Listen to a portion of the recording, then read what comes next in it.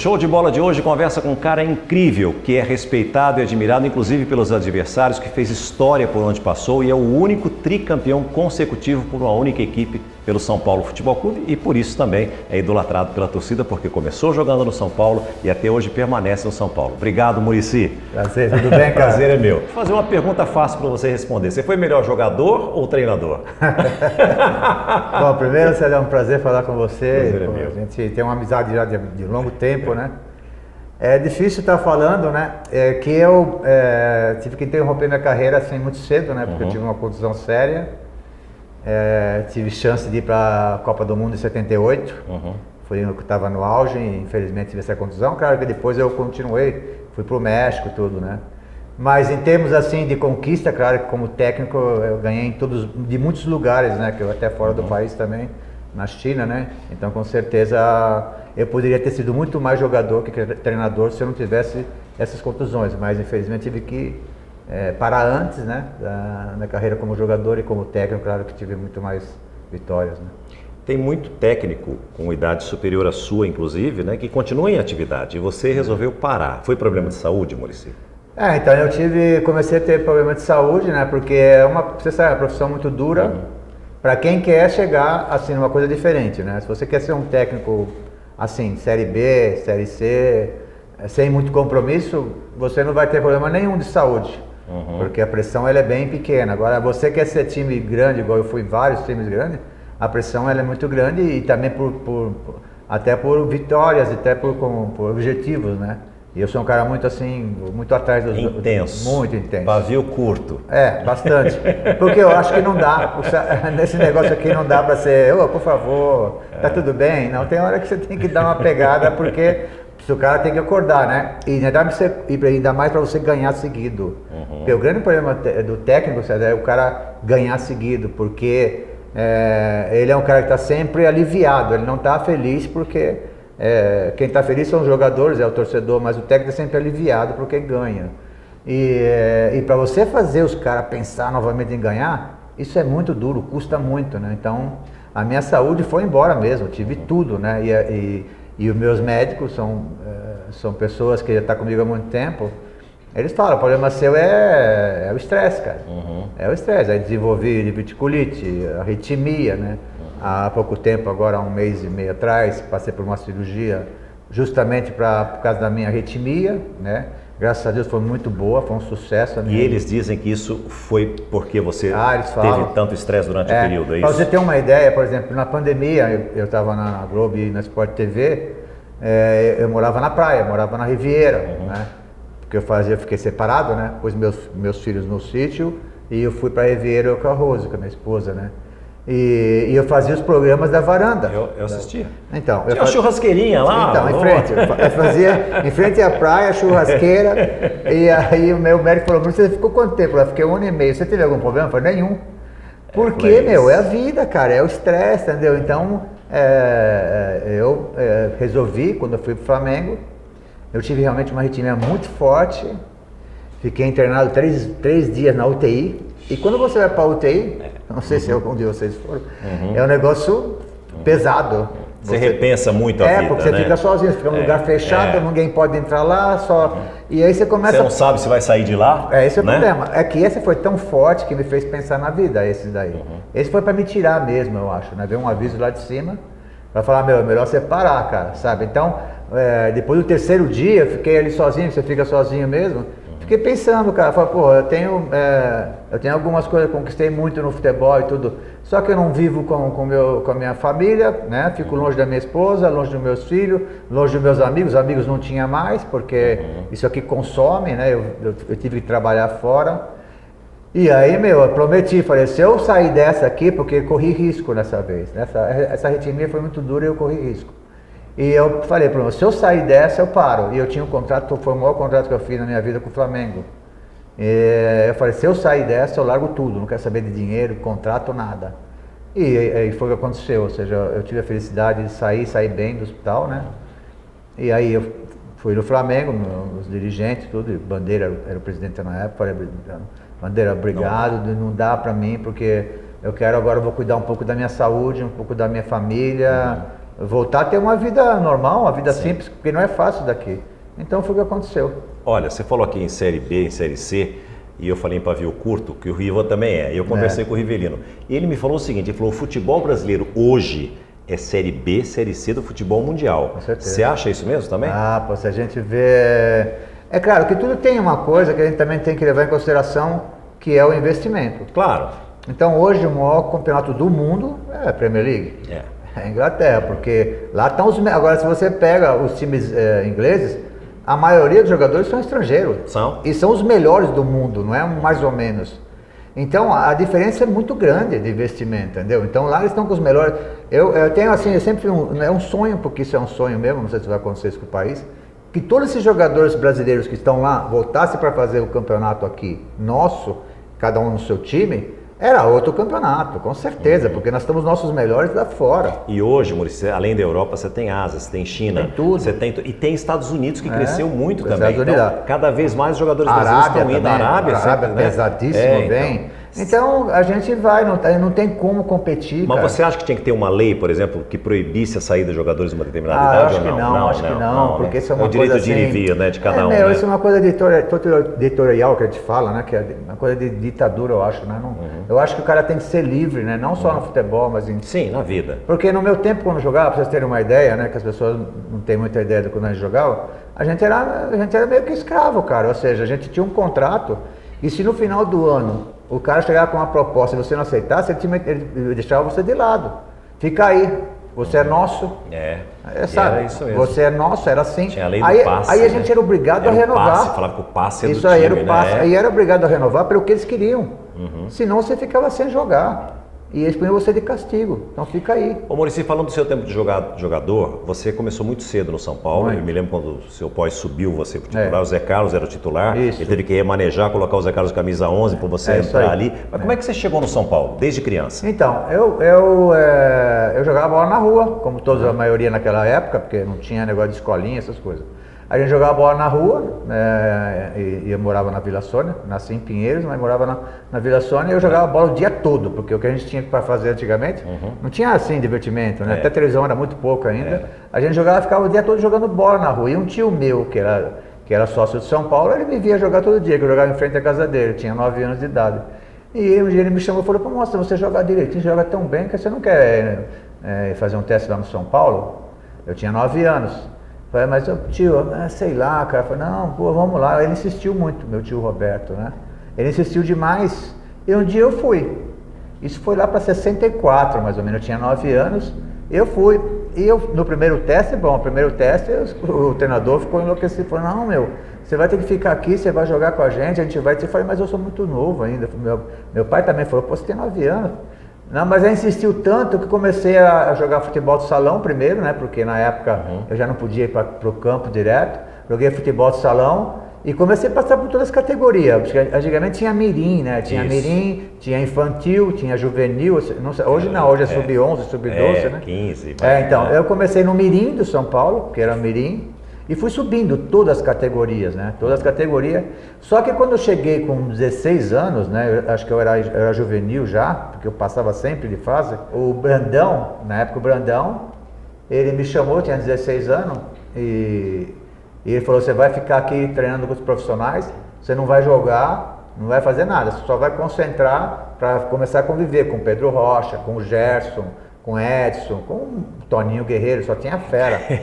Então, é uma coisa legal da molecada que está vendo isso, ouviu falar o que eu vou falar agora, porque eu tinha consciência que para mim, era muito importante estar com esses caras. Então, o que eu fazia? Às vezes eles me concentravam, ia lá no Morumbi a concentração, né? E aí, eles gostavam, esses caras, esses craques aí, né? Os cobras. Porque eles fumavam, né? Esses caras, tudo craque. E aí eles gostavam de jogar baralho, né? Jogavam baralho. E eles jogavam baralho de noite. Só que eles jogavam até 3 horas da manhã, 2 horas da manhã. Porque na véspera de jogo? Véspera de jogo. Não tinha nada que fazer, eles ficavam lá jogando baralho. E eu ficava do lado deles, vendo eles jogarem. A conversa, a resenha deles, eu eu aqui junto, né, meu? Aí eles, né, eles mandavam, porque no Morumbi é um corredor enorme, onde que é a concentração e a cozinha, né? E eles mandavam eu, assim, tipo 2 horas da manhã, buscar café para eles. No escuro. No escuro. E o Morumbi é um gelo, né? E eles começaram a pôr medo de mim que tinha fantasma no Morumbi, sabe aquelas coisas? E eu ia, atravessava tudo aquilo, porque o corredor é enorme, né, no Morumbi, né? O Morumbi por dentro é gigante, né? Então, eu ia com maior satisfação, mas ia lá, pegava o café pros caras, traziam, porque, meu, pra mim era... Claro. Eu tava do lado de uns caras, então eu comecei a aprender rápido, entendeu? Aí, é claro, o dia que os caras, o POI deu a oportunidade, que depois é que foi com o POI, Foi com o seu POI. Aí já era, aí tiveram que mudar, como você esquema. falou, os recados, e tiveram que arrumar um quadrado que eles falaram lá, porque eu tava numa fase muito boa. Agora, você tinha uma imagem de rebelde para época, você era cabeludo, e garoto, irreverente e tal, mas você fez a vida sua de família muito cedo, né, Maurício? Você casou, constituiu a família e sempre foi um cara muito correto, sempre foi, desde o início da sua vida, apesar daquele visual inicial. É que o visual enganava muito, né, porque eu também era assim, meio hippie na época, né? Porque isso era onda antigamente, cabeludo, entendeu? Usava macacão de tamanco, bolsa, tiracolo. Isso era da época, entendeu? Eu gostava da Rita Lee, entendeu? Ia ver a Rita Lee no teatro, né? Porque antigamente era teatro, né? Que eles faziam um show, né? Roberto Carlos, essa turma toda, né? Tudo cabeludo, né? Então, pra mim era legal demais. Só que era só muito assim pela minha imagem que as pessoas viam, entendeu? Eu, assim, fora do campo, não era tão, assim, rebelde como as pessoas pensavam. É claro que eu tinha muita personalidade, porque para você jogar, César, um time gigante como esse naquela época era difícil, porque só tinha fera, cara. Entendeu? Você subiu já foi campeão também, né? Então, o que acontece? Eu tinha que ter muita personalidade para jogar, sabe? Mas, assim, eu não era tão assim como as pessoas falavam fora do campo, não. É que quando eu fui pro México, né, eu resolvi, né, porque eu namorava a Rose, que nós estamos há 40 e poucos anos juntos, resolvi, falei, bom, aqui já deu para mim de solteiro, eu vou levar a Rose comigo, porque eu não podia ficar longe, né, a gente não ficava longe. E aí casei no México com a minha esposa que está até hoje, mudei completamente minha vida, né, de solteiro, porque a gente era solteiro, eu aproveitava também na época, né, e foi a melhor coisa que eu fiz, porque fiz minha carreira legal, né. Parei no México, já comecei a estudar como técnico, então para mim foi excelente, a mudança foi muito boa. E quando não teve a fase boa, tinha ela do lado para segurar as barras, teve, né? Não, sempre teve, 40 anos segurando a bronca. Eu falo para ela, porque às vezes as pessoas têm vergonha de falar para a esposa, né? É verdade. Eu falo para ela, se não fosse você, eu não teria a mínima chance de chegar onde eu cheguei. Eu devia ter acho que uns 13 anos, todo sábado eu pegava 3 horas, eu morava no Bom Retiro. E assistiu, porque o São Paulo treinava no Morumbi. Claro. E assistia os treinos do São Paulo no Morumbi. E aí o pessoal começou a me ver ali toda vez, deixava entrar, até que um dia o seu pai deixou eu ir no campo. Eu ficava de gandula para vocês ali. Era difícil entrar. Era difícil, o seu pai deixava e eu ficava de gandula. E o Serginho e o Chicão me adotaram. Então, quando tinha jogo, tinha classe, eles davam ingresso, porque não tinha dinheiro. Dois fora de série, né? Eu não tinha grana para comprar ingresso. Eles me davam ingresso, porque os jogadores tinham uma cota, não sei. Eles me davam os ingressos para ir no jogo e tal. Você vai lá e tal. Eu comecei a frequentar o Morumbi desde aquela época. E o meu primeiro grande ídolo na história do São Paulo, que eu me apaixonei, foi Pedro Rocha, que eu vi jogar, que era um gigante para mim, ele foi um dos maiores que eu vi até hoje, inclusive, pela categoria que ele tinha, né? Que ele Soa também. E era artilheiro, ele era um cara, era um 10, mas ele jogava na frente, fazia muitos gols. Você jogou com o Rocha e treinou o Raí. Quem foi melhor? Eu peguei o Raí muito pouco, a verdade é essa, né? Com o Tele era treinador, eu acompanhei assim, né? Diferentes estilos, né? Porque o Raí, ele fisicamente ele sobrava, era muito forte fisicamente. O Raí era um atleta, né? Era um atleta. É mais ou menos parecido até com o Sócrates, ou seja, ele era um atleta e o Sócrates era jogador. Isso. E o Pedro Rocha é a mesma coisa também. Eu brinquei uma vez com o Cajuru, que estava fazendo um programa, e estava com os dois, estava com o Sócrates e com o Raí, eu perguntei para ele, eu estava na plateia ali, mas falei, qual dos dois é o melhor? O Cajuru falou, pô, você vai falar isso para mim e tal, não sei o que tem. O Cajuru ficou e falou assim, para mim foi o doutor, foi o Sócrates, eu peguei para assim, não. O melhor foi o Raí. O Sócrates foi mais genial, mas o Raí ganhou tudo, inclusive campeão do mundo com a seleção brasileira e tudo, quer dizer... Ele era diferente em relação a isso, né? Se o Sócrates fosse metade do atleta que o Raí foi, pelo amor, aí né? Não tinha pra Raí, Exato, né? Porque mas é o que você falou. Era um gênio, um foi né? jogador, outro foi atleta. É isso aí. Né? Então, na época era isso, o Pedro Rocha também. O Pedro Rocha era um atleta, fisicamente era Pra muito época forte, ele era mais? Já era mais. É que alguns caras, é incrível, né? Todos esses jogadores que nós estamos falando agora, é legal você estar lembrando isso, Pedro Rocha, Rivelino, Pelé, todos esses caras, eles já eram atletas, eles perceberam alguma coisa que para eles ser diferente dos demais, porque tinha muitos jogadores bons na época, né? Eles tinham que fazer alguma coisa a mais. Além da parte técnica que eles tinham, eles já eram fisicamente melhor que os outros. Então eles faziam a diferença no campo, entendeu? Porque em termos de qualidade de jogadores, tinha um monte de jogador, mas muito jogador bom.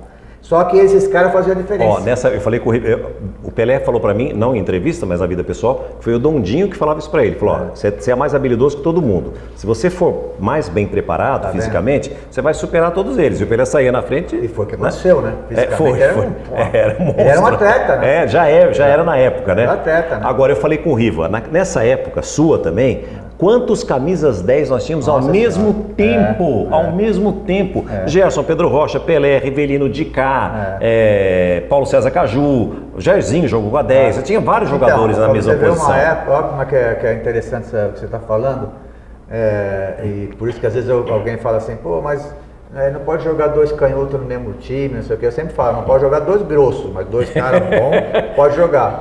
O Zagallo pôs 5 número 10 para jogar. Exato, no 70. Verdade. Eram todos 10. Era verdade. Ele arrumou lugar para os caras. Jairzinho, Gerson, Tostão, Pelé e Rivelino. Jairzinho, verdade. Tudo 10. É verdade. Tostão, então o que acontece? Ele teve que arrumar um esquema para todos os 10 jogarem junto. Imagina, cara, sabe? Então, às vezes as pessoas complicam um pouco também, né? Porque dois canhotos, ou dois não sei o quê. Eu falei, dois ruins. E eu falei, esqueci de falar que é o Dirceu Lopes, Ademir da Guia, tanta gente que jogou bem com a camisa 10. É que todos os números 10 dos times eram o cara. Era sempre assim. Quem é o número 10? O cara vai perguntar quem é o 10 aí. Então, esse era o diferente, né? Bom, falei do Dicá e me lembrei aqui, eu estava lá na arquibancada em 1975, São Paulo ganhou o primeiro jogo no meio de semana com o gol do Pedro Rocha. Segundo jogo domingo, lotado o Morumbi, você expulso no primeiro tempo de jogo. Foi uma atitude muito exagerada do Dulcídio ou você acha que você mereceu ser expulso? Não, mereci ser expulso, porque... Mas você nunca foi jogador violento? Então, por isso, eu não tomava nem cartão amarelo. Exato. Porque assim, até como técnico também, nunca fui assim, não era expulso toda hora, porque eu não conversava muito com o juiz, nem quando eu jogava também, eu nunca perdi essa coisa de estar falando com o juiz. Então, eu nunca tomava amarelo. E eu fui expulso porque perdi a cabeça, era jovem, né? Veio uma coisa assim, fiquei nervoso. Final. E deu uma entrada pesada, merecia ser expulso, porque a entrada foi dura demais, sabe? E o Busquilha era um cara enérgico, né? Tanto é que ele me expulsou, mas eu fui embora, porque eu merecia ser expulso, né? Foi difícil, depois fiquei rezando lá na concentração, né? Porque São Paulo podia ter perdido esse jogo também. Porque ganhou o primeiro jogo, no segundo a Portuguesa ganhou, aí porque jogou com 10, foi para os pênaltis e nos pênaltis São Paulo foi campeão. E eu tive uma informação, que eu não sei se é verdade, que diz que já no segundo tempo, que você chorava muito no vestiário, é verdade? Eu comecei no vestiário, mas eu fui para a concentração. Eu peguei o elevador, porque a concentração de São Paulo no Morumbi é no segundo andar. Eu peguei e fui lá, fiquei sozinho, né? Rezando realmente, né? Pra gente ser campeão, porque para mim seria um desastre, né? Porque eu fui um dos melhores na campanha com todos esses jogadores e perdi a cabeça. A verdade é que acontece quando a gente é jovem, né? A gente erra demais, né? E como é que o elenco agiu com você naquela época? Não, naquela época, como a gente era... Seu pai, que era enérgico. Que não é, tinha os caras mais experientes, o Teto, né? O Chicão, a Teodoro, o Samuel, Arlindo, tinha o Gilberto. Então eu era o mais jovem deles, entendeu? E eles sempre me trataram assim como filho deles, a verdade é essa, né?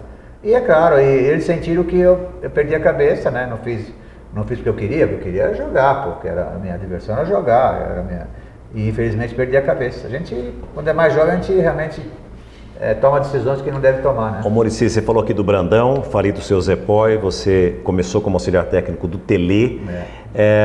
Qual foi o maior treinador que você viu na sua vida, que passou pela sua história? O que passou a minha história, claro, o Telê realmente ele é o diferente, né? Eu fiquei muito tempo com ele, isso como treinador, né? Isso para mim. Você pegou o Minelli, né? Também. Peguei. Pegou o Minelli. Então, mas o Minelli, então, é isso que eu ia falar. O Minelli foi o melhor treinador que eu tive, que eu trabalhei, que ele foi meu treinador, né, aqui no São Paulo. Por que eu falo isso? Porque o Minelli, na época, ele começou a transformar o futebol brasileiro no que diz respeito à parte tática, à parte acho. física, né? Ele começou a transformar o time dele em parte física também, em parte tática, ou seja, de treinamentos que para o treino, ele parava o treino, ele fazia treinamento tático, coisa que não era normal, né? Então, como treinador, né, eu também tive um no México muito bom, que é o La Puente, né? Mas assim, o que começou a mudar o futebol brasileiro, que foi meu treinador, foi o Minelli. Muricy, falei do técnico. Agora eu quero falar, tem um outro ainda. Qual foi o maior jogador que você já conviveu, que você trabalhou, ou como atleta, ou como técnico de futebol? Difícil. Vai, três. É muito difícil, uma né? relação, vai. Assim, eu vou falar como jogador, primeiro, como jogador, companheiro de time, Pedro Rocha. Pedro Rocha foi meu professor, era outro também que eu ficava quase que o dia, porque o Pedro Rocha, só uma coisa para contar do Pedro Rocha. O Pedro Rocha, ele gostava de jogar pimbolim, era o vício dele. Ele jogava pimbolim. Só que lá no Morumbi, ninguém queria jogar pimbolim com ele, porque é um negócio meio chato, né? Você jogava porque... Não, então, por isso. Aí ele me convidava. Nossa, eu amo o pimbolim, eu amo. Ficava jogando com ele, mas um tempão, mas só pra agradar ele, entendeu? Porque eu queria ficar do lado dele, pô. Ele me chamava de Pibe, né? Que é menina em espanhol. Ei, Pibe, não sei o que, vamos jogar pimbolim. Eu falei, vamos jogar pimbolim. Aí teve vários, assim, que eu joguei contra, né? Rivelino, por exemplo. Só uma historinha do Rivelino, sabe? É legal essa história. Eu logo no começo da minha carreira também, né? Eu não concentrava. Já era um pouquinho mais adiante, mas só que era o Poi, o treinador. Eu já estava quase pronto para jogar, mas eu só concentrava, não participava. E nós fomos jogar São Paulo e Corinthians no Morumbi, e o Morumbi antigamente era 130 mil pessoas, Isso. 140 mil pessoas, era uma loucura. Era. E São Paulo e Corinthians no Morumbi, né? E nós concentramos, como sempre, se concentrava 2 dias antes, era chato pra caramba.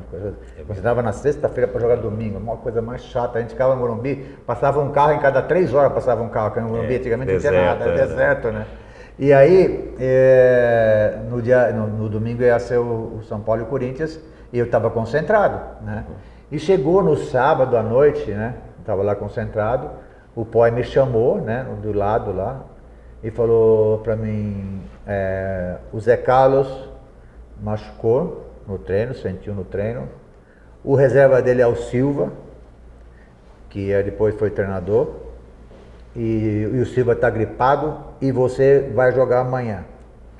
Eu falei, meu Deus do céu, quando ele falou isso aqui eu gelei, cara. Acho que eu tinha 16 para 17, já tinha 17. Eu gelei, porque eu nunca esperava isso. E aí ele falou assim para mim no final da conversa, tem mais uma notícia para você, que acho que não sei se você vai gostar. Você vai ter que marcar o Rivelino. Eu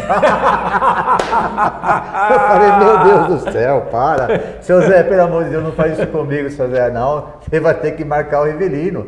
E o Rivelino, pô, era o Rivelino já na época, nossa. E não era muito a minha posição, era um número 8, assim, né? E eu, pô, falei, tá, eu não posso perder essa oportunidade, né? Claro. Só que, o que eu fiz? Falei, o Rivelino, se você for entrar nele de primeira, ele vai te dar o elástico, ele vai te dar a caneta, ele vai fazer tudo. Então, ele pegava na bola, eu ficava só olhando ele. Só cercando. Não, só olhando. Aí, de repente, ele dava aquelas curvas para os lados, aí foi, não é problema meu, entendeu? Mas então, enfrentar Rivelino, Ademir da Guia, Pelé, esses caras eram fantásticos. Então, jogador, assim, que eu vi jogar, Pelé não conta, né? Porque Pelé é outra coisa, né? Mas... o Rocha jogou do seu o lado, Rocha, né? O Rocha que jogou comigo. Sim. O jogador que jogou comigo foi o melhor. E né? você treinando? Eu como treinador? Nossa, muita gente, tem né? muita gente, cara. Tá bom. Eu tive assim, Denilson, tive Kaká, tive Fernandão. Fernandão era um monstro, né? É verdade. Eu tive vários jogadores muito bons, né? E dirigente? Quem foi o melhor? Dirigente, o Juvenal. Juvenal. Mas antes dele tinha o Marcelo do Gouveia também, que era um fera. Sim. Só que o Marcelo era assim, ele era na dele, ele não era aquele presidente atuante, não era de se meter, de estar em consideração. Não era. Tal, Ele cuidava do clube, exato. clube. E o Juvenal já era diretor na época, né? O Juvenal tem uma coisa que assim, ele não era um grande conhecedor de futebol. Ele não era um grande conhecedor de futebol. Só que ele ouvia. Ele ouvia muitas pessoas, né? Então ele me ouvia muito, né? E ele sabia que toda vez essa reação que eu tinha, o time ia mal para na Libertadores, eu ia mal em alguma Copa, e tinha a continuidade do Campeonato Brasileiro, quando sempre eles queriam me tirar daqui, a verdade é essa, eles sempre queriam me tirar, e ele bancava, ele batia na mesa e falava, não sai, porque ele sabia que eu ia reagir, né? Então ele era um cara que ele acreditava, quando ele acreditava em alguma coisa, ele ia atrás, né? E ele chamava a responsabilidade. Muito, ele batia na mesa, ele batia na mesa, aqui mando eu e acabou, não tem acordo, entendeu? Ele mesmo, cutia, ninguém tinha pensamento de fazer cutia e não tinha dinheiro para fazer cutia. Eu tinha que ir atrás, cara, o Juvenal não tem dinheiro, não interessa, arruma dinheiro aí. Aí foram atrás da lei, né, que pegaram o dinheiro bom da lei, incentivo. Então, ele tinha muita coragem, sabe? Mas aí depois de ser tricampeão brasileiro, você pega e é demitido do São Paulo. Não foi, seu Juvenal? Foi, mas pelo seguinte, então, isso também, as pessoas me perguntam muito, né? O que aconteceu? O que aconteceu é que eu estava 3 anos aí e meio e brigando com muita gente, porque o jeito que eu sou é difícil, se você não for assim, cara, muito firme comigo, correto, você não tem jeito, você não tem chance nenhuma de ficar perto de mim, porque uma hora eu vou te falar alguma coisa, eu não tenho cintura, eu não tenho carinha de triste, eu vou te falar as coisas. E não engole sapo também. Não, então eu vou falar para você e não quero saber, eu não quero saber o que você é. Eu não quero saber, eu vou falar para você, entendeu? Então, o que acontece? Eu falei não para muita gente aqui. Muita gente eu falei não. E quando você fala não é só no futebol, na vida, para vários negócios, alguém sempre fica bravo com você. Sempre fica bravo. Então eu tinha mania, vamos contratar aquele ali. Eu falei, quem que vai contratar? Não, você ou eu? Porque se for para você vai treinar ele? Não, então não quer, não pode. O cara vai ter que vir com o meu aval, cara. Não tem acordo. Não tem negócio, não, porque é muita vaidade no futebol, sabe? Sim. É muita vaidade. Nós vamos contratar fulano. Vai contratar? Quem vai contratar? Você tem que falar comigo primeiro. Então não tinha acordo. O que acontece? Cada vez que eu fazia esse movimento, eu arrumava um monte de inimigo. E eles queriam me tirar mesmo, entendeu? Estão por aí ainda esses caras. Eles queriam me tirar mesmo. Só que não tem acordo, cara. Não tem acordo.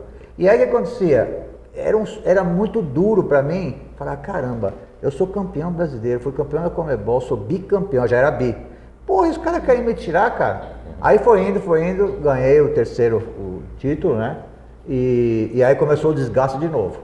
Porque é muita coisa, cara. É muita gente querendo entrar, é muita gente, eu que fiz, eu não sei o quê. E eu não tenho nada desse tipo de vaidade. Não ia jantar com eles, porque eles também têm essa mania. Vamos jantar, não, eu vou pra minha casa, cara. Eu vou tomar minha cerveja com a minha mulher, vou lá, minha mulher não bebe, mas ela vai ficar comigo.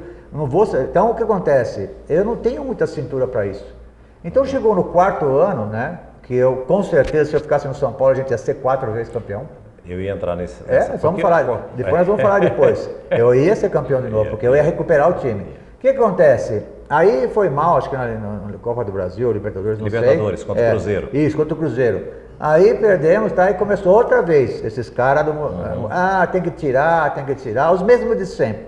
Que eles conseguiram, depois de 4 anos, me tirar, mas eles sofreram bastante. Mas na hora de comemorar o título, comemoravam. Estavam sempre abraçando, aquelas coisas. Só que a minha não me abraçava não, porque o meu quartinho, que era o quartinho do Tele, hoje mudou, tá lá o quartinho, mas ninguém frequenta mais. Fechava a porta. Eu punha um segurança na porta, não deixa esse cara entrar, dava até o nome dos caras, esse não entra aqui. Não vem me abraçar não, que não tem acordo, entendeu? Aí o que acontece? Chegou num tempo já, que eu estava muito cansado, desgastado. No dia que eu saí, o Juvenal ficou o dia todo para me telefonar, eu sei, porque ele não queria me tirar, ele tinha a convicção de que eu ia reagir de novo, ele não queria de jeito nenhum me tirar. Aí tipo umas 9 horas da noite, ele me ligou em casa, falei, Moisés, como é que tá? Tudo bem, dá para você dar um pulo aqui no Morumbi? Falei, claro, eu tô indo aí, vamos indo agora, eu tava já cansado, já tava com o saco cheio disso aí, sabe, dessas coisas, você ganha, os caras querem tirar, pai, é incrível, né? E aí o que acontece? Aí eu fui no Morumbi, aí eu entrei na sala dele sem ninguém, porque ele nunca deixava ninguém entrar na sala dele. Entrei na sala dele, ele falou assim pra mim, desse jeito. E aí, Muricy, o que a gente faz? Assim. Olha como ele é. Ele não falou assim, acho que é melhor você ir embora, não. Ele falou, o que a gente faz? Eu falei, seu Juvenal, quer saber? Eu tô cansado pra caramba, entendeu? Eu não aguento essa turma sua que você tem aí. Não aguento essa turma sua que você tem aí. Sabe, são seu parceiro, e o senhor também está se desgastando, cara, porque os caras pedem para você me tirar e você não me tira. Então nós estamos nessa briga já há 3 anos e meio, cara. Então é melhor eu sair. O senhor fica tranquilo, não tem o meu. Para mim eu só agradeço o senhor, porque a gente está junto há muito tempo, né? Então, foi isso que aconteceu, ou seja, não teve um negócio, ó, vou te chamar, ó, tá demitido, nada disso. Ele fez essa pergunta, eu falei para ele, não, eu tô cansado também, Silvano, e o senhor também está sendo desgastado politicamente, porque, pô, toda hora o senhor briga com os caras. Então, aí foi minha saída, entendeu? Essa foi minha saída, que não foi assim do que eu esperava, porque era uma coisa que na época era um acordo que eu tinha com ele, assim, depois que nós conversamos no Morumbi, não tem nada, não tem multa, não tem coisa nenhuma, que eu tenho que receber não quero, porque aqui é meu clube, né? Aí teve um cara que entregou, porque era uma conversa que eu tinha com o Juvenal, esse dia não tinha imprensa, nada, ninguém sabia que eu ia no Morumbi. E teve um cara de dentro, lá dentro, plantou um cara da TV na minha chegada e na minha saída, entendeu? O cara quis dar uma de fera, nós vamos demitir o Muricy agora, na hora que eu entrei. E não tinha nada combinado, entendeu? Então, sabe, esse tipo de coisa, sabe, que existia. Jogo sujo, né? Jogo sujo, cara. Aí eu falei, pô, o que eu estou fazendo aqui, sabe? Eu não faço parte. E é a minha casa, né? Aqui Morumbi é minha casa, cara. Eu nasci lá, cara. Claro. Os caras estão me desrespeitando, cara, porque é minha casa, entendeu? E aí procurei, aí saí. Então, isso que aconteceu. Você não acha que em 2009, mesmo já com você fora, mesmo assim o São Paulo quase ganhou o quarto título? E, pô, teve um jogo no Flamengo, no Rio, o Rogério defendeu um pênalti do Pecchio sem tirar o pé da linha. E mesmo assim mandaram voltar, fizeram o gol, e eu acho que não iriam aceitar um quarto título consecutivo do São Paulo também, né? Mas estava muito forte para ganhar. Estava forte, porque vinha no embalo, né? Porque o que acontece, o São Paulo já tinha... o time era o que você tinha montado. Então, porque o São Paulo já tinha uma filosofia de trabalho já implantada. Tanto é que a gente, todo ano a gente perdia 4 ou 5 caras, mas só que a gente ia no mercado buscar 4 ou 5 para desenvolver aquilo lá que já estava pronto, né? Então, a gente vinha numa sequência muito forte, entrava um, saía outro, era parecido, agora, né? Vê se eu estou errado. Se não me falha a memória, nesses anos, não sei se o São Paulo perdia 4 jogos no campeonato inteiro. Era difícil. Era difícil ganhar do São Paulo, era muito difícil. Ou empatava ou ganhava, ou empatava. Isso aí. 4 derrotas ao longo de um campeonato tão longo, tão desgastante, muito difícil. Era muito difícil. Nós ficamos, para você ter uma ideia, no 2007, que foi o bicampeonato, nós ficamos 1000 e poucos minutos sem tomar gol. Foi? Isso é uma coisa de louco, cara. Entendeu? E a gente perdia muito pouco, porque era um time que já era muito bem treinado, era muito forte fisicamente, né? Taticamente era um time que sabia o que fazia dentro do campo, né? Então, se eu fico, acho que no quarto ano eu também era campeão. Aí eu me lembro, eu comentei uma vez com você não vai se lembrar, numa coletiva de imprensa, tinha saído o Josué Mineiro, repórter que eu não sei quem era, pegou e falou assim, você meio que achou o Richarlison Hernandes. Você falou, pô, pera um pouquinho, eu treino todo dia aqui, pô. Não, e o Hernandes também, o chat. O cara me fez essa pergunta, cara de pau, o cara falou, pô, você meio que achou o dois do cara no lugar do tá bom, que E o Richarlison você bancou, cara, bancou e foi um baita jogador durante todo o tempo que teve aqui. Esse cara foi uma raça. Esse cara foi um dos maiores, assim, exemplos que eu tive como jogador, um dos maiores profissionais que eu tive como jogador. Esse cara é incrível como atleta, porque ele é um atleta. Ele é um atleta, tem impulsão, é rápido, é inteligente para jogar, mas como caráter, falo como pessoa, ele é sensacional como pessoa. Eu conheci muita gente no futebol, o Richarlison foi um dos maiores que eu conheci vários, né? Mas ele era um cara diferente, trabalhava, os caras adoravam ele aqui, entendeu? Então esse cara, pra mim, foi um dos melhores atletas que eu tive, assim, de atleta mesmo, né? Então isso pra mim foi muito bom ter ele do meu lado. Agora, Muricy, você falou aqui que tem tipo de gente que não fica com você. Eu me recordo, São Paulo uma vez, eu não vou dizer nome aqui, mas o São Paulo tinha feito um investimento num jogador que veio pra cá, e ele parece que ele tomava remédio, e aí parou de tomar o remédio, teve um dia, acho que num sábado, ele teve uma crise aqui, jogou as coisas e tal, e no domingo tô eu lá no Morumbi, o cara não tá nem relacionado, nem no banco. Aí a imprensa vai para cima de você e fala, não, ele teve uma indisposição estomacal, qualquer coisa assim e tal. E depois eu soube do que aconteceu e você protegeu o jogador. Que eu não posso, né? Então, você falava que é um patrimônio do clube, que você não pode desvalorizar o patrimônio do clube, não é isso? Claro. Recentemente, o Pirulito deu uma entrevista pro Benja agora, falando que ele chegou um dia aqui virado. Chegou algumas vezes. Algumas vezes, mas disse que ele chegou virado e tal. Aí chegava no treino, um reflexo ruim, não estava indo, você chamou ele e falou, o que foi? Festa de novo, né? Foi um aniversário, professor. Você falou, pô, todo dia você tem aniversário, pô. Todo dia você tem. Então é o seguinte, você vai agora, vai dormir, vai almoçar, vai dormir de novo, vai dormir à noite e amanhã, se você não jogar, você não joga mais comigo. Isso foram com vários jogadores isso que eu sei. É com vários, né? Que tinha um time que tinha uma sede danada, né? Então é com vários deles. Porque eu acho que assim, cara, o técnico, ele não pode querer ser o dono do clube, cara. E o jogador é o patrimônio, ele não, daqui a pouco ele vai embora. Então, não dá para mim admitir um técnico que desiste do jogador. Não, isso aqui não quero mais. Aí fica no canto ali. Não é assim, cara. Mas você não acha que falta muito hoje isso? O quê? Falta bastante. Para os técnicos. Eu vi a entrevista do Renato Gaúcho falando que ele tem que ser técnico, tem que ser pai, tem que ser psicólogo. E hoje não tem muita gente assim, não. Não, tem muito pouca gente. Hoje em dia o cara não jogou bem. Não serve. Tira, acabou. Exato. Só que isso, na minha opinião, quem são os culpados são os dirigentes. Porque os dirigentes têm que contratar o treinador e o treinador tem que saber, falar assim, você vai ser treinador do time só, não do clube. Então não vem com essa coisa que tem que tirar funcionário, sabe? Jogador você põe do lado e não quer mais. Isso aqui não tem. Então o que acontece? É porque assim, você contrata o treinador quando o time está mal. Aí você traz o treinador. Aí o treinador chega, cheio de treinamento, aquelas coisas todas, como sempre, né? E aí ganha alguns 2, 3 jogos e os caras pegam e dão o clube pro cara, porque tá numa fase ruim. E não é assim. Porque o clube, igual São Paulo, ninguém é maior que São Paulo, cara. Ninguém é maior que São Paulo. Então aqui o cara não pode vir aqui e ser dono do São Paulo. Ele tem que ser dono lá dentro. Treinamento, à vontade. Agora aqui, não. Aqui funcionário você não vai mandar embora. Aqui você não vai ditar as regras. Entendeu? Aqui no clube. Sim. Porque esse que acontece. Então, às vezes os cara mandam jogador embora e é investimento do clube, e o clube perde, cara. E perde, e daqui a pouco esse treinador vai embora. Porque não são eternos, cara. Exato. Entendeu? Então, isso aí, o clube, os dirigentes têm que explicar para o treinador quando chega aqui. Olha aqui, você veio aqui, assinou um contrato para ser treinador do time lá dentro, e os jogadores é nosso patrimônio. E aqui, o nosso funcionário também é intocável, não pode. Porque é muita manias. O cara não gosta daquele cara lá. Eu sei, fui treinador, não gosto daquele cara. Eu não tinha muita frescura. Aquele cara não sei o quê. Aquele cara não sei o quê, manda embora. E às vezes o cara não embala, o dirigente manda o cara embora para agradar o treinador. E daqui a pouco o treinador vai embora. Então, sabe, são coisas no futebol que ainda a gente é muito amador demais. A gente é muito amador nesse sentido, entendeu?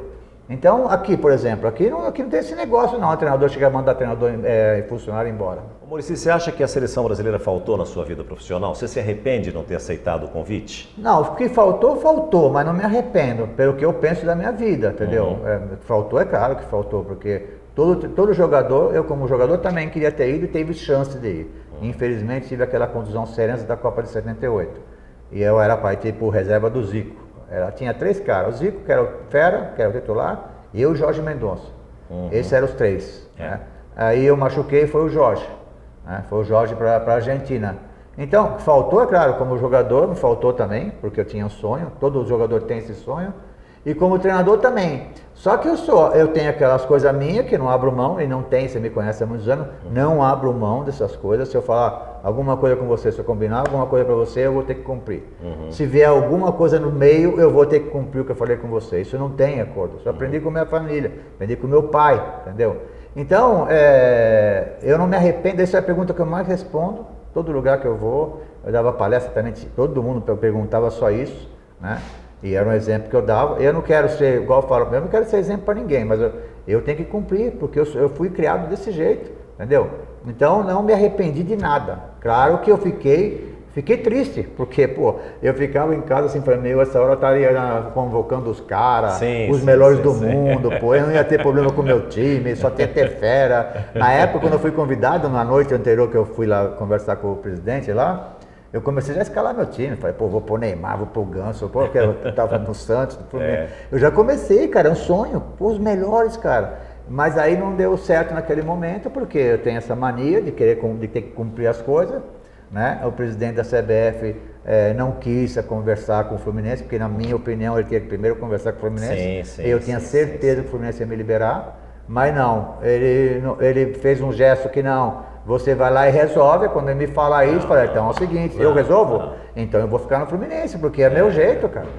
Então por isso que aconteceu, mas não me arrependi de nada, não. Os meus filhos, até um deles fala, pô, pai, você é louco? Eu falei, não, sou louco não. Isso aqui é você, quando você assinar alguma coisa, ou quando você dá uma palavra com alguém, você cumpre, hein, cara. Ô Muricy, você falou aqui do Zico. A gente poderia, trazendo o Zico para os dias de hoje, a gente poderia comparar ele aos maiores do mundo? Maiores do mundo. Você acha? Eu Tem acho. gente que fala que ele é do mesmo nível do Messi. Para mim, foi um dos melhores. Claro, Pelé, essa turma Claro. toda. Não, a gente falou dos caras dos anos 70. Junto com os caras, junto com o Rivinho, o Zico, para mim, foi o mais completo. Porque eu falo jogador completo, por quê? Porque o Zico era as duas pernas. O Zico cabeceava, o Zico era a bola parada, o Zico era 1 contra 1, o Zico fisicamente já era diferente na época, né? Fizeram um tratamento com ele no Flamengo, Foi. muscular, que não existia. Então, para mim, o Zico completo, ele foi um dos mais completos que eu vi jogar. Você acha que quem é melhor, Messi ou Maradona? Meu Deus do céu. É que eu sou, sabe o que acontece? Essa é uma pergunta que eu sou assim do tempo lá, um pouco lá de trás, entendeu? Sim. Do futebol assim, sei lá, diferente, romântico, não tão assim robotizado como está hoje, né? E cada um na sua época. Hoje, claro, o Messi é um dos melhores do mundo já há muito tempo. Sim. Muito tempo. Acho que ele teve mais longevidade. É isso aí. Mas o Maradona, ele era diferente. É que, claro, porque esse aqui se cuida muito, né, fisicamente. O outro não se cuidava nada, né? Mas era aquela coisa legal demais naquele tempo, né? Agora, é um gênio, né? É gênio. Aquilo lá é gênio. Aquilo lá não é um jogador normal. Não é. A palavra é gênio. Ele tá nesse nível aí de Rivelino, Pelé, Cruyff. Ele é gênio, cara. Ele era um gênio. Então, a gente gostava de ver ele jogar. Você falou que do seu início você jogava bola na rua o dia inteiro. O Luxemburgo deu uma entrevista dizendo que falta isso hoje. Que hoje o cara chega, tem esse gramado, um tapete desde criança. 5 anos de idade é escolinha. É tudo do bom e do melhor. Que falta ainda a rua esburacada, o terreno ruim, para o jogador brasileiro voltar a ser o que sempre foi. Eu acho o seguinte, não vou chegar nesse ponto de jogar na rua emburacada, essas coisas, não vou chegar nesse ponto. Mas o que eu acho que nessa geração de sub-11, sub-12 e tudo, às vezes os professores querem valorizar demais o trabalho deles e já começa a robotizar o menino. Já o menino pega a bola, aí existe a tal de posse de bola. Então o menino não pode driblar. Porque você não vê mais driblador no futebol brasileiro. Ninguém incentiva nada. Né? Ninguém incentiva nada. Então, eu acho que é isso lá. Eu no Flamengo, aconteceu comigo, porque no Flamengo todos os campos são juntos. Né? Então eu via Vinícius, Paquetá, tá trabalhando do meu lado, assim. E às vezes sub-11, um dia eu saí do treino meu, falei, professor, toca o treino aí que eu vou conversar com o professor ali. Porra, sub-11 do Flamengo, tinha 200 cones no campo, cara.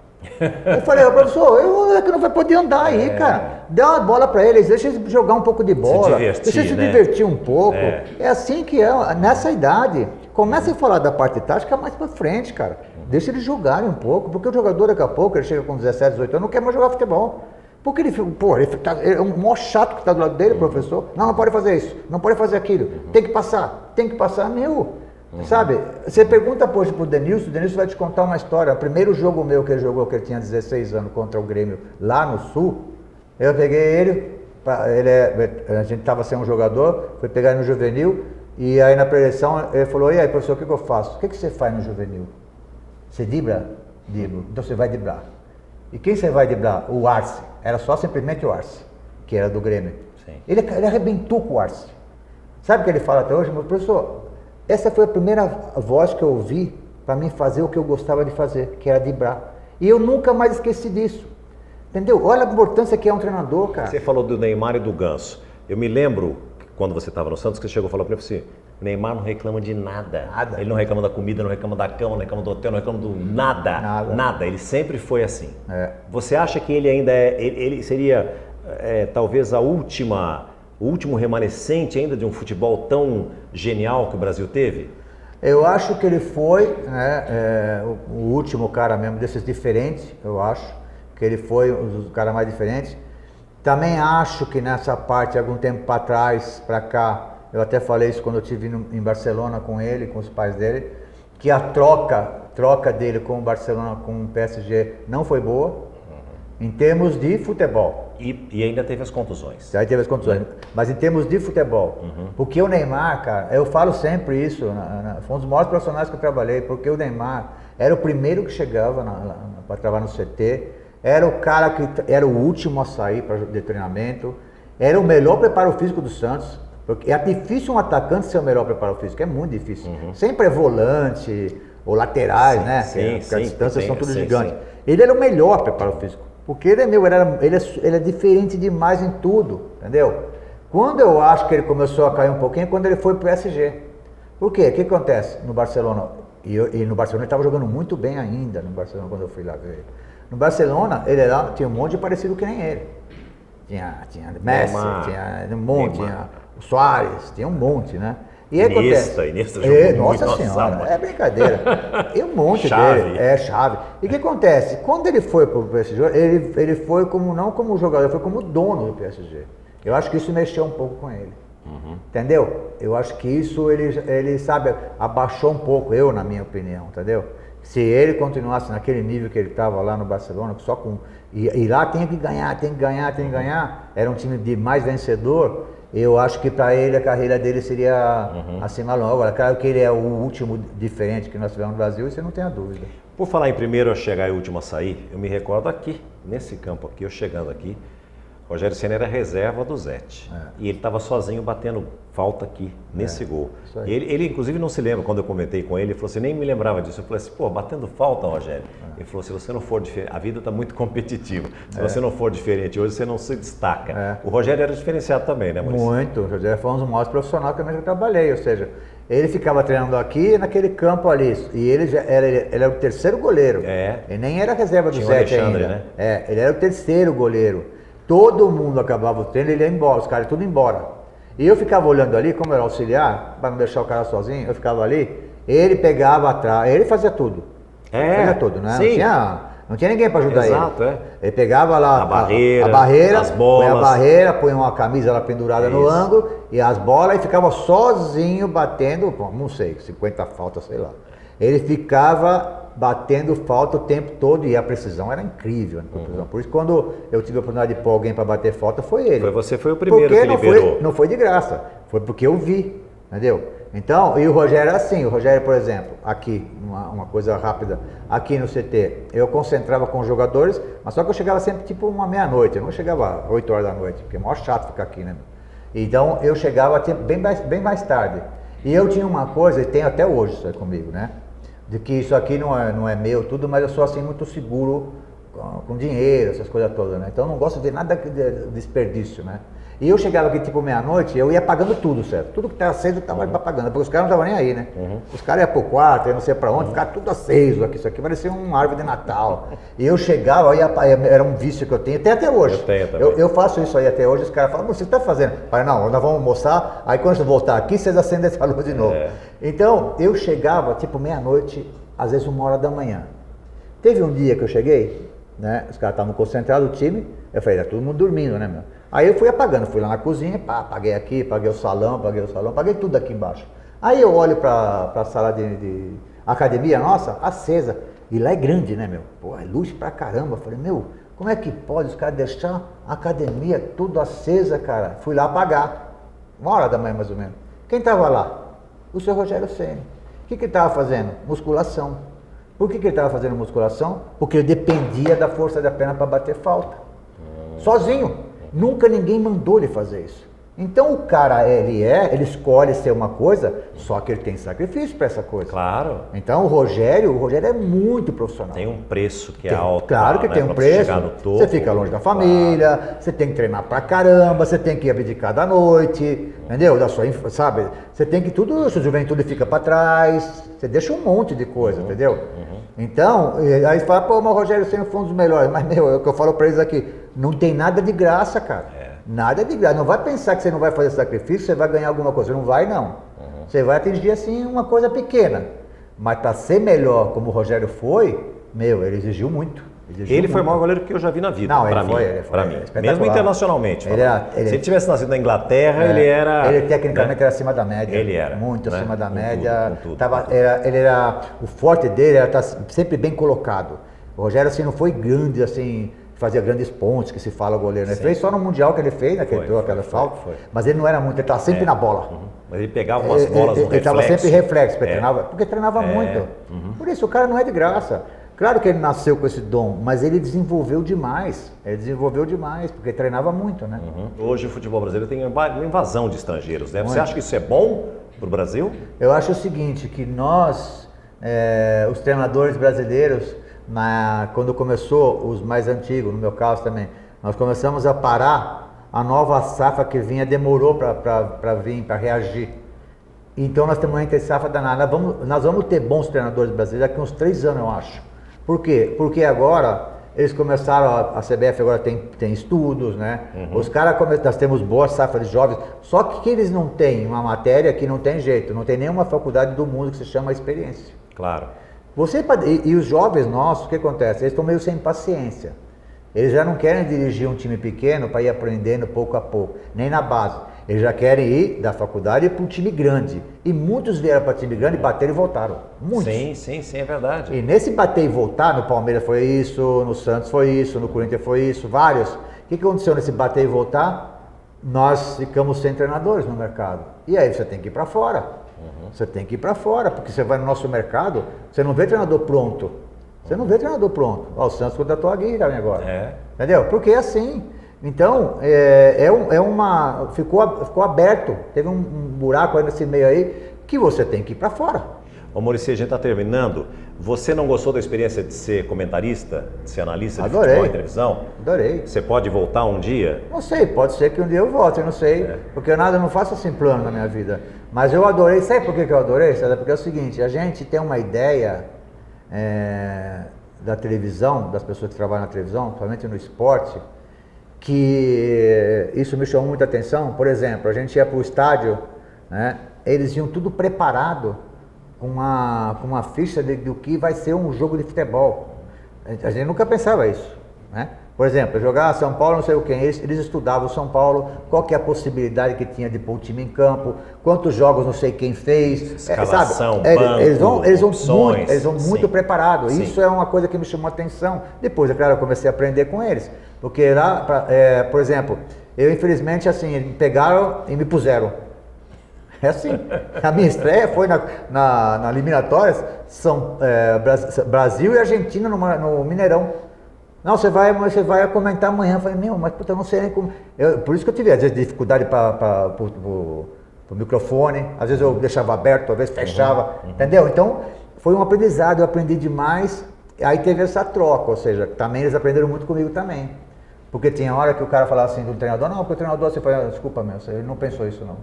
Ele não pensou, porque eu sei mais ou menos o que ele pensou. Então houve uma troca, sabe? Uma troca. E para mim, eu passei 4 anos lá. Passei 4 anos muito bons. Eu conheci muita gente, viajei muito, fui para a Copa do Mundo, fui para a eliminatória. Então, para mim foi uma época muito boa. Aí, por que você saiu? Porque, eu tive uma convocação, a verdade é essa, entendeu? Eu fui convocado para voltar para São Paulo. Então, o amor falou mais alto, então, né? como é que você vai falar não? Eu não tive, mas não pensei em um segundo. Infelizmente, liguei lá para a Joana, que era da Globo, lá, falei, tô saindo amanhã, cara. Porque eu tive uma convocação, entendeu? Nem sei quanto tempo vai, não sei como é que vai ser, nem sei quanto eu vou ganhar, mas tô saindo, porque é meu clube, meu time, entendeu? Então, foi o que aconteceu, mas eu fui muito bem. A gente aprende, você falou que as pessoas aprendem, a gente aprende muito. Eu me lembro uma vez, o Muricy sempre falou assim, quem treina sou eu, quem sabe o jogo e o dia a dia dos jogadores sou eu. E eu me lembro de uma vez que o São Paulo foi jogar, não era você o técnico não, era o Paulo César Carpegiani. O São Paulo foi jogar com o Corinthians. Aquele jogo que o Rogério fez o 100º gol. E tinha um jogo, eu vou citar aqui, mas tinha um jogador que não foi escalado, estava no banco. Eu falei, caramba, como é que ele não escala o jogador? Depois eu soube que ele chegou 2h30 da manhã aqui na concentração e o técnico tem que ter custo lá. Você já está fora do jogo, não é isso? Segurar, né? É isso, né? Está fora do jogo, mas você já não joga. E aí vai entrar outro, e por isso que não. E a gente não entende. Aí o cara que está lá também não sabe da história, pega e fala assim, o cara está sendo burro, está fazendo não sei o quê, não está escalando. Mas isso acontece direto. Viu? Direto. Eu falava para meus amigos lá da Sport TV, o cara está fazendo assim porque alguma coisa tem, cara. Porque o futebol, a verdade, César, é que as pessoas de fora do time de futebol sabem 10% do que acontece no time. Exatamente. 10%. Exatamente. O resto não sabe. Às vezes o cara faz uma mudança, acontece alguma coisa assim, esse cara é brincadeira, esse presidente é burro, esse treinador não está vendo. Não é, alguma coisa aconteceu no meio do caminho, entendeu? Então a gente tem que ter calma, ainda mais hoje que não pode ver mais treino, né? Antigamente os caras tinham mais chance, né? E aqui ver treino, né? Pô, o treinador errou. Exato, aí sim. Aí, às vezes, pô, o César me pôs o Muricy pra jogar. Aí sim, porque ele tá vendo, né?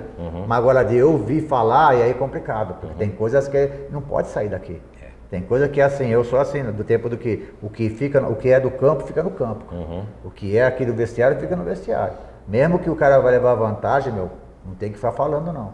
Ô Muricy, pra gente terminar, eu sempre peço para os convidados escalarem uma seleção, não precisa ser seleção brasileira, mas uma seleção dos jogadores que você viu jogar. E para você eu vou abrir uma exceção. Se você não quiser fazer a seleção brasileira, você pode fazer a sua seleção do São Paulo. Você escolhe. Posso assim, é difícil, né? Mas difícil. O Rivelino escalou 3. Eu vou escalar assim, tipo Rogério Ceni, que para mim foi o melhor goleiro que eu vi jogar. Tem uma dúvida grande entre Cafu e Leandro. Eu também. Eu vou falar a minha aqui, aí depois você vê. A minha é Rogério Ceni, Leandro, Luiz Pereira, Carlos Alberto Torres e Roberto Carlos. Meu Deus. Aí eu coloquei no meio campo, tinha jeito, eu coloquei Zico, Rivelino e Pelé e os 3 R's. Ninguém marcou nada. Ronaldinho Gaúcho e Romário. O que eu vou fazer? Agora você pode fazer a sua. Esse time seu é muito ofensivo, cara. Então, já que você pôs o Leandro, então eu vou pôr o Cafu no meu time, porque o Cafu também é campeão mundial. 3 finais seguidas. Então Pô, eu vou pôr o Oscar também, que jogou verdade. muito Oscar, né?